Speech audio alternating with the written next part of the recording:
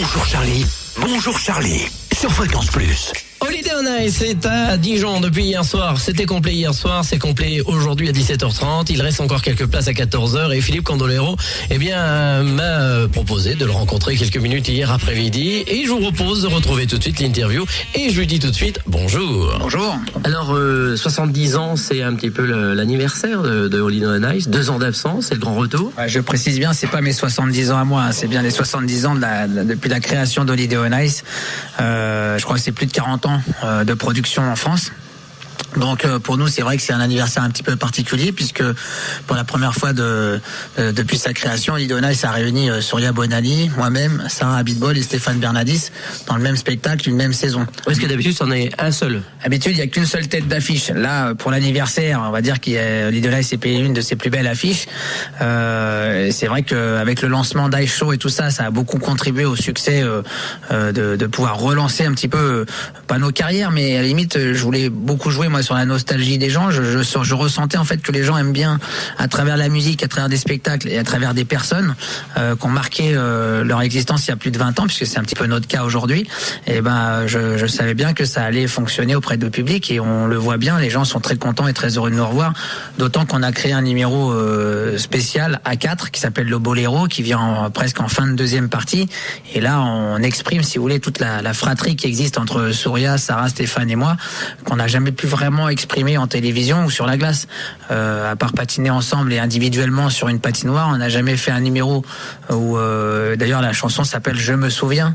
C'était vraiment pour dire ça fait plus de 25 ans qu'on se connaît les uns et les autres, et ce qui est important c'était de pouvoir le transcrire sur la glace, et c'est exactement la magie qui s'opère quand on fait ce numéro lors du spectacle d'Holiday on Ice. Alors les gens adorent Holiday on Ice. Comment on explique ce côté toujours fidèle à ce spectacle?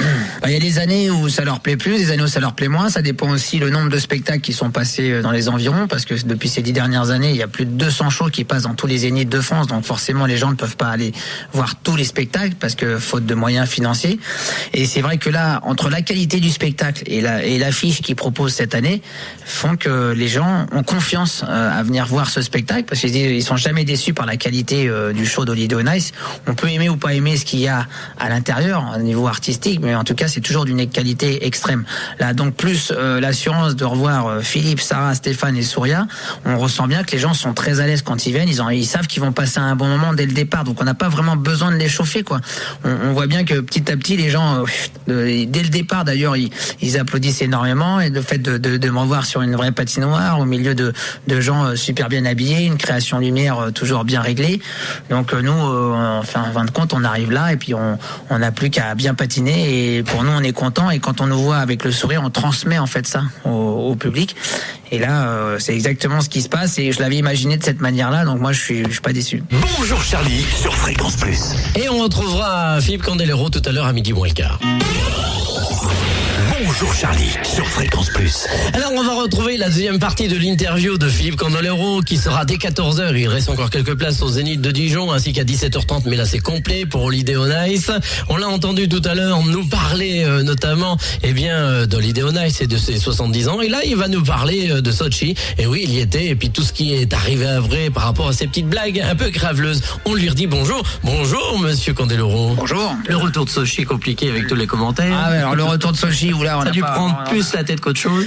Ouais, mais en même temps, moi, comme je le prenais pas pour moi, j'ai pas compris pourquoi, à un moment donné, en fait, ils ont cherché un bouc émissaire pour effacer finalement ceux qui étaient vraiment incriminés depuis le départ de ces Jeux Olympiques. Et j'ai laissé tomber sur moi parce que, comme entre guillemets, mes petites blagounettes sont celles qui sont les plus répandues et les plus retenues.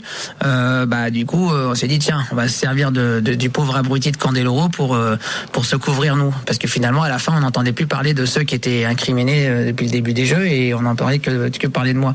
Donc forcément, ça a un peu déstabilisé, mais en même temps, j'avais pas que ça à faire parce que j'avais le lancement d'Holiday on Ice dès la rentrée de Sochi. D'ailleurs, à Sochi, j'ai réussi à me trouver une patinoire pour aller me faire un entraînement un jour, et je me suis fait une hernie discale à ce moment-là.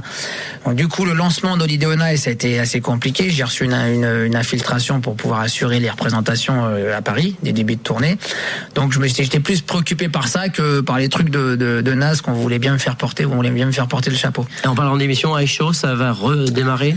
Alors à Aïcho, on espère qu'il va y avoir une saison 2. Alors on a eu un petit dîner de débrief. Il s'interroge beaucoup, pas sur le fait de repartir sur une saison 2, parce qu'on sent bien qu'il y a une vraie volonté d'en refaire une. Maintenant, c'est sur le concept et la mécanique de l'émission qu'il faut vraiment retravailler, et puis savoir si les 4 coachs étaient partants de nouveau, ou si on en mettait peut-être 2 de plus, avoir plus 2 semaines de diffusion, changer le jour de diffusion.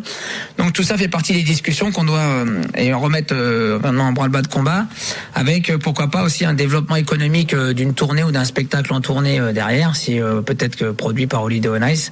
Nous, si moi je repartais dans une saison 2 d'Aïcho, il faudrait qu'il y ait quand même quelque chose d'économique derrière qui puisse exister, parce que sinon c'est en fin de compte dépenser beaucoup d'énergie sans forcément gagner beaucoup d'argent, et pour derrière pas continuer cette dynamique. C'est ce qui s'est passé avec Holiday on Ice cette année. Grâce à Aïcho, il y avait 30 ou 40% des billets déjà vendus, plus la puissance économique et médiatique que Holiday on Ice peut avoir pour annoncer son spectacle, fait qu'aujourd'hui on est quasi complet partout. Il y a plus de séances à rajouter. Nous on vit vraiment dans une bulle avec des zéniths complètement remplis, donc on est super content. Holiday on Ice est content, et le patinage est content, parce que c'est aussi ça, hein. À Aïcho, ça s'est fait parce que je me suis dit, moi, il faut que cette émission elle existe, parce que ça fera du bien à mon milieu. Si mon milieu va bien, de toute façon, moi j'irai bien. Donc c'est un petit peu tout ça. Il y a une grosse échéance qui arrive bientôt, si c'est le changement, enfin les élections pour la présidence de la Fédération française des sports de glace, où Gwendal Pesera, champion olympique, donc notre collègue qui s'est lancé dans cette aventure, et tous les athlètes de l'équipe de France, qu'ils soient de 20 ans ou de maintenant, en fait, vont commencer à se mettre derrière lui. En tout cas, moi, je pars avec lui pour prendre la vice-présidence, et certainement prendre la direction du développement des sports de glace, parce qu'il y a énormément de choses à faire qui n'ont jamais été faites depuis une vingtaine d'années, et puis on aimerait qu'il y ait un petit peu de changement, quoi. C'est un petit peu comme le changement, c'est maintenant.